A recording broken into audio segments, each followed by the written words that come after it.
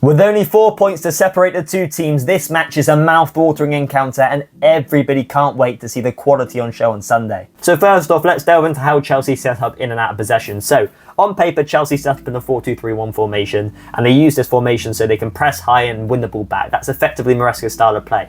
But unlike his time at Leicester, where he was often criticised for his stubbornness and not willingness to change his setup or tactics, at Chelsea we've seen him use his tactics in a different dynamic and be more fluid and be more tactically versatile. And although it is a 4-2-3-1 on paper, it often shifts into various different other formations throughout the game, depending upon the opponent, the style of the game, and what players he has on the pitch. And when it comes to Chelsea in build-up, Maresca wants one of his fullbacks to invert alongside Caicedo, forming a 3-5-2 shape when on the ball, with Fernandes pushing higher up the pitch to play as a box-to-box midfielder, creating that box midfield as well. And these slight position changes have certainly improved Chelsea's numbers defensively, with them conceding fewer goals and XG per 90. As if the ball is lost, the two central players of Caicedo and Gusto are able to win the ball back alongside the ability to counter-press as well if needed. We have also seen Maresca happy to not have possession. For example, against West Ham, we saw Chelsea drop with Madueke tracking back to form a back five, allowing Lopetegui's side to have the ball in order to cut off the space left in behind, which is where the likes of Bowen and Kudus thrive. And they also played with less possession against Brighton as well, exploiting their high line,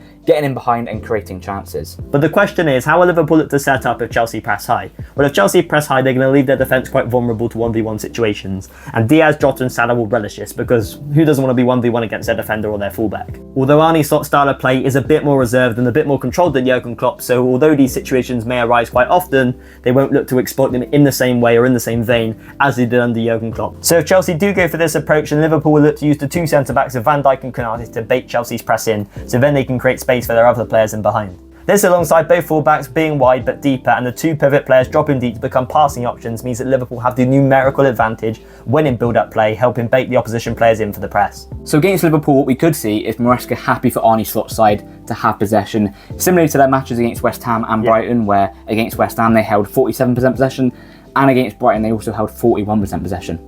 And they could look to exploit Liverpool's high line on the transition, setting themselves up in a more of a 4-4-2 formation. And the main factor to pull this system off against Liverpool will be Cole Palmer, where he'll drop deeper, similar to how he did against Brighton in this example here, and he'll look to draw players out of position and take opposition players out of the game with quick, intricate passes to teammates. But doesn't it feel like Palmer's game IQ has gone up a whole new level this season? It's almost like he's unlocked a new door for himself, doesn't it? Definitely, and as if he couldn't improve upon last season where he was so good, he somehow has. It's ridiculous, and Madueke, Jackson and Sancho, all their performances have gone up a whole new level as well, and ultimately that is down to Cole Palmer through his clever movement and his ability to find them with through balls in between the back line.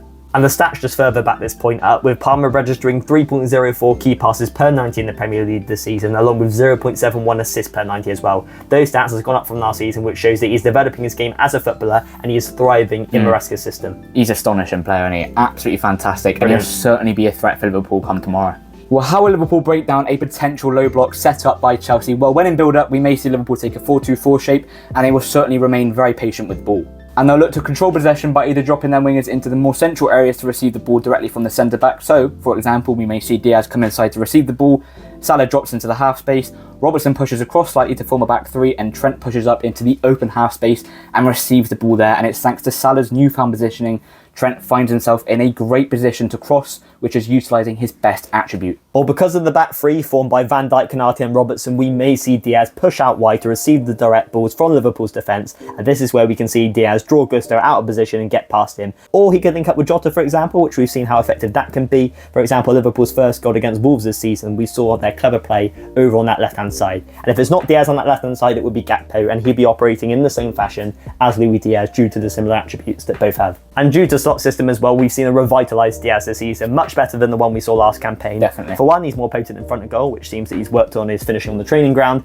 and two, he just looks so much more direct. He has a new lease of life over on that left-hand side, and the position that he's playing and the tactics that Slot has deployed upon him is just working wonders at the moment for Liverpool. Slot has certainly done a fantastic job with him, and as we can see, his numbers have went rocketed up, especially when you compare it to last season, and I think Arne Slot deserves a lot of credit for getting Luis Diaz in his best form. Because there were a lot of questions in the summer as, should we sell Luis Diaz because he's not good enough? Do we bring in Anthony Gordon, for example? But he has certainly proved the doubters wrong, because he has been one of our best players this campaign. Comment your thoughts down below on the game. How do you think it will pan out? Will Chelsea pull off a shock result, or will Liverpool just get the job done like they usually do at Anfield? And comment down below what your thoughts on this video. Have you learned something? Did you like it? If so, hit the like button, and while you're at it, hit the subscribe button as well. Thanks for watching, and we'll catch you in the next one.